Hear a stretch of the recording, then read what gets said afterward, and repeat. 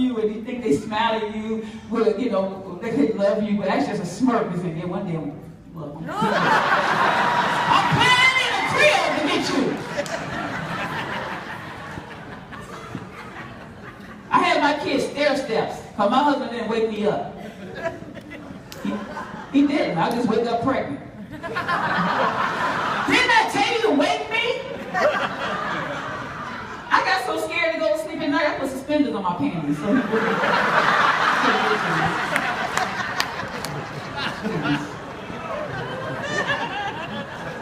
but you're talking about having fun. I started a new program called You Can't Hit, You Gotta Outwit. It's way more fun. Because these new parents now, I was raised the old-fashioned way. How many parents are raised the old-fashioned way? Old-fashioned way.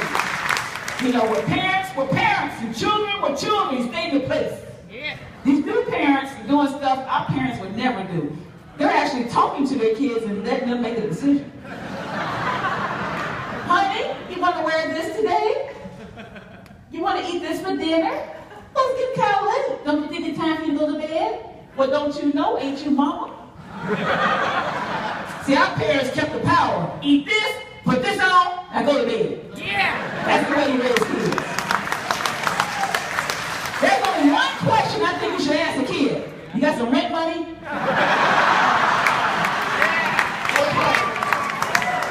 And if you don't lock down on them with that right away, when they get about 13 or 14, they're going to start doing something very ungodly, like talking back to you and threatening you, like, I hate you, I'm going to run away.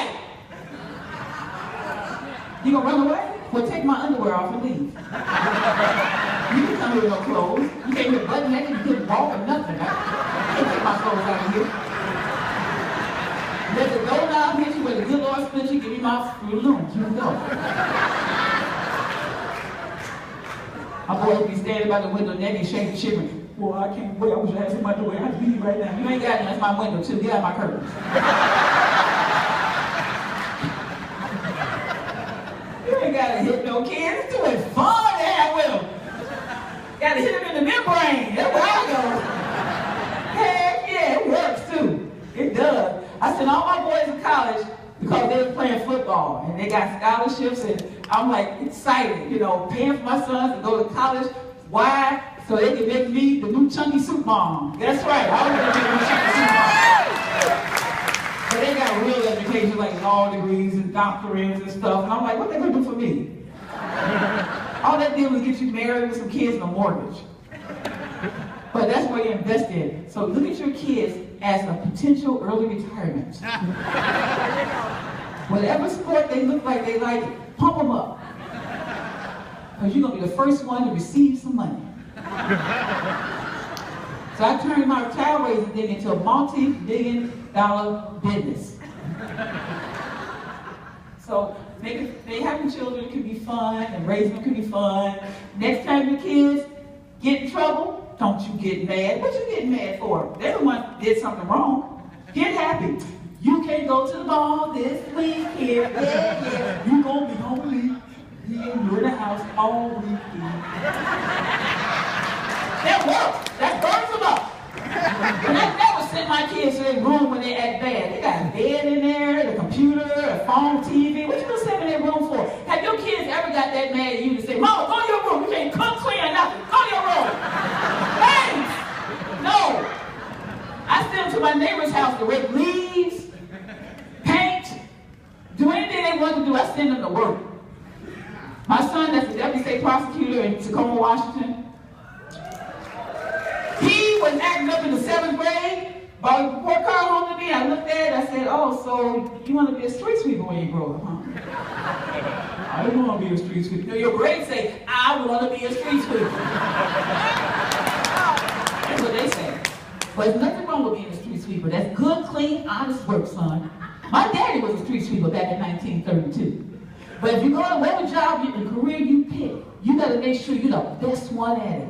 And the only way we can make sure that when the mayor thinks about a clean street, your face shine, is for you to practice. I went to Home Depot then, I bought a push broom. And every day after school for 30 days, you will sweep this block and make it shiny so you will be the best one.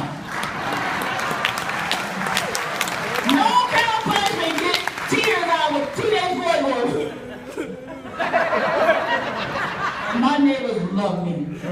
They always checking on me, how your kids act? I got some yard work back there. I had fun with my kids, messing over my food and my cereal in the morning. I'm going to work. The three oldest ones got to get the younger ones out to school. I come home from school, work. They got 5 bowls of cereal. Everybody took 2 teaspoons and ran out the door. All that milk and cereal wasted. So I got everybody up Saturday morning and said, we going shopping. Well, we all got to go. Get in the car. We got to Costco and I got to the cereal aisle. I said, okay, everybody get your own box of cereal. Our own Costco's set any kind of flavor you want. What? Everybody got their box and I bought 6 gallons of milk. So we made a stop on the way home. We went down to the Union Gospel Mission. So get all that milk and cereal out the back. Oh, these kids don't eat my milk and cereal. What? I've been walking in there.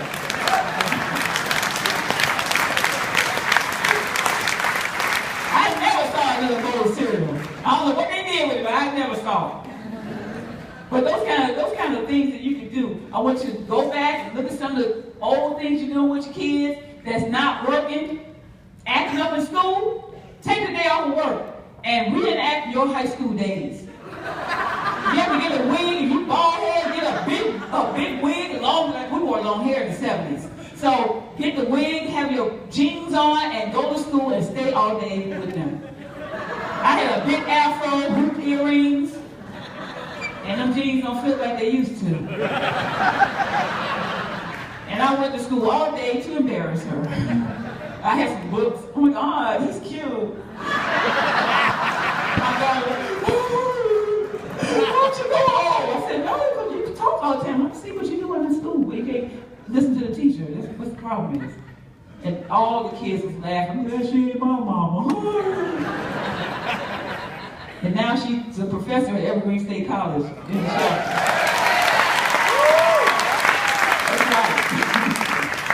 These are things that you can do. I'm not bragging on my kids. I want to spread the news.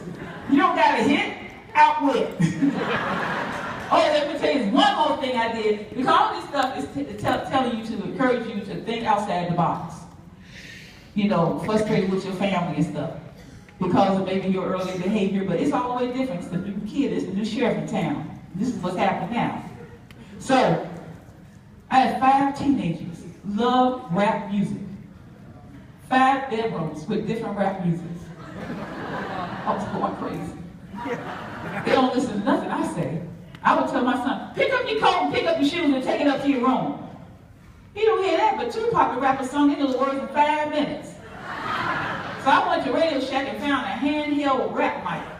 And I turned myself into LL Cool Mama.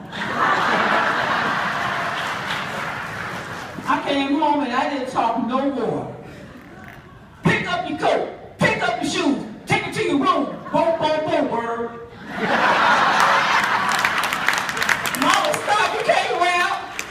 I was rapping everything. I wouldn't talk no more. Everything was a rap. I don't care how corny it was. They would go outside, try to get away from me. And I come outside with my mic. They were these skateboards and bikes. Nobody got a helmet on. I'm going, son, come put your helmet on before you crack your dome. And your mama will be on the phone till a pair of mess come on. You can lay in a hospital bed 2 weeks from being dead. So put your helmet on before you crack your dome. What's worse than take care of a kid? Take care of you as an invalid. Work again from your mama. Peace out.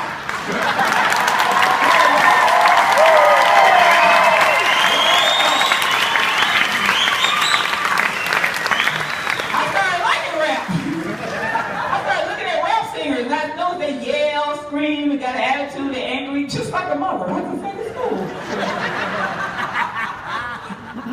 So I started writing rap poems. I wrote one called I got one nerve left if you're on it. Started thinking about the holidays and Christmas and how I'm always disappointed. Some of you in here right now are thinking about what you get your kids for Christmas. You think they're thinking about you? No. How many parents got what they wanted last Christmas? Neither. Okay, most of y'all didn't raise your hand. Like 2 or 3 people raised their hand. 99% of you did not raise your hand. But my kids are older now. My kids are very old. I got 3 kids in their 40s. So when I go to a nursing home, they'll be down the hall. We'll be all together. Again. Yeah, I can see us sitting in the day room. Yeah, kids, we all back together again. Hey, I smell booty. I smell boo-boo. I smell it. I ain't changing diapers this time. Some of y'all not laughing, but that's my fantasy. I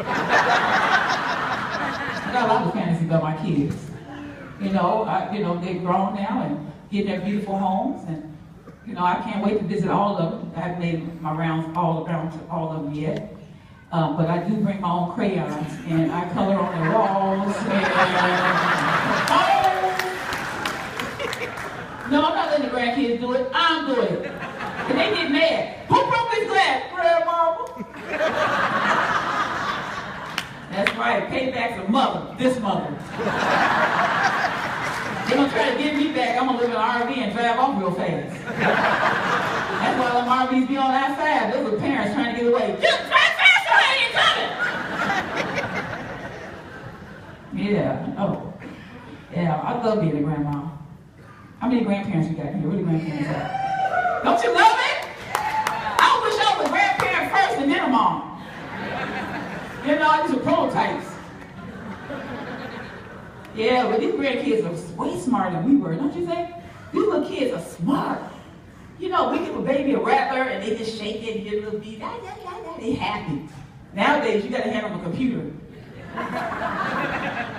They can do that at 1 year old. Hello? It's smart. And the old things your parents told you.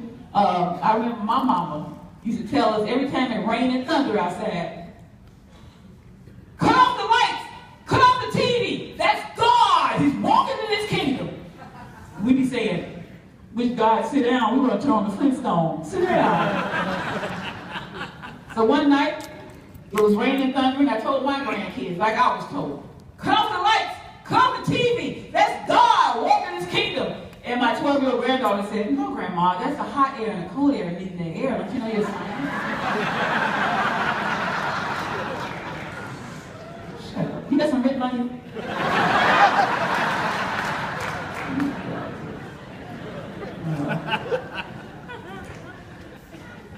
But, where was I at? I got all detoured. But, getting back to the part that having a family don't have to be bad. You don't have to be sad. You don't have to be stressful. Why get your blood pressure up? You're not the one in trouble. So stay happy. And your kids will reflect you. Even when my kids go to school every day. When they used to go to school, I wanted them to like school. I hated getting up. God, I gotta get up. Oh, I'm tired. I gotta go to work. But when I went out that room, I was like, it's time to go to school. And they come downstairs happy. Mama, is it time for you to go to school? I said, yeah, it's time for you to get out of here. It's time to go. And they were happy. Now my daughter works at the college. She's going like, Mom, I'm going to school and I'm getting paid. Yeah. She's still happy. So you have to fake what you want to your kids so they can know this is my mama. She's always happy about us going to school. I got to be happy. And they all went to college because I was happy to see her go to school. It's exciting.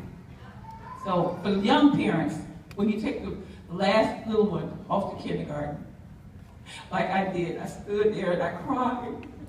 And the other mothers came up to me to comfort me, said, "You all right?" I said, "Yes. It's my last one going to school." And I'm so happy. I'm so happy. I'm so happy.